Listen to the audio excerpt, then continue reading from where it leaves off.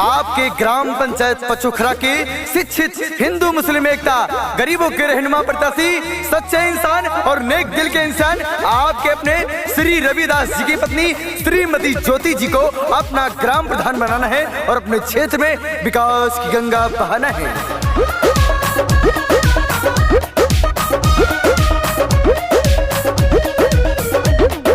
Pachokhra gram panchayat को चमकाना,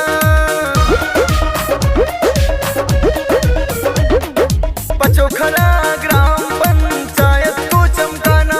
ओ मेरे भैया बहनों मिलके है साथ निभाना। ओ पढ़ा लिखा नेक इंसान चाहिए, ज्योति देवी जैसा परिधान चाहिए, रविदास जैसा इंसान चाहिए, ज्योति देवी जैसा परिधान चाहिए।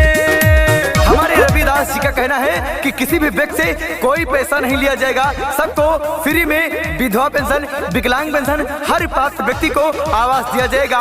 तो भाइयों बुनियाद के इस पर अपना ग्राम प्रधान श्रीमती ज्योति जी को बनाना है और अपने क्षेत्र में विकास लाना है। घर घर को पक्का रास्ता नाले ही बनवाएंगे, फ्री वाईफाई पूरे गांव में लगवाएंगे। घर घर को पक्का रास्ता नाली ही बनवाएंगे, फ्री वाईफाई पूरे गांव में लगवाएंगे। बिजली पानी और बेटर शिक्षा यदि है पाना, तो सुन लो दादा दादी ज्योति देवी को जिताना।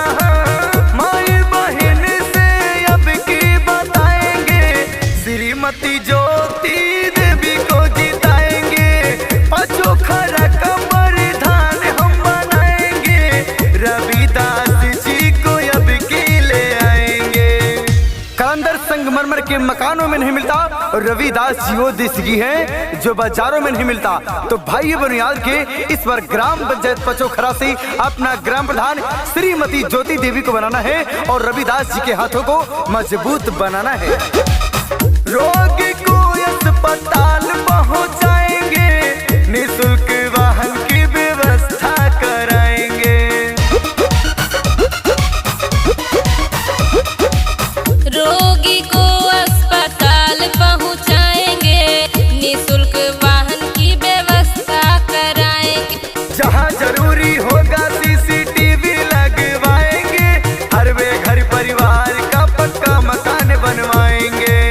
हिंदू मुस्लिम में एक सम्मान चाहिए, ज्योति देवी जैसा परिधान चाहिए, रविदास जैसा इंसान चाहिए, ज्योति देवी जैसा परिधान चाहिए।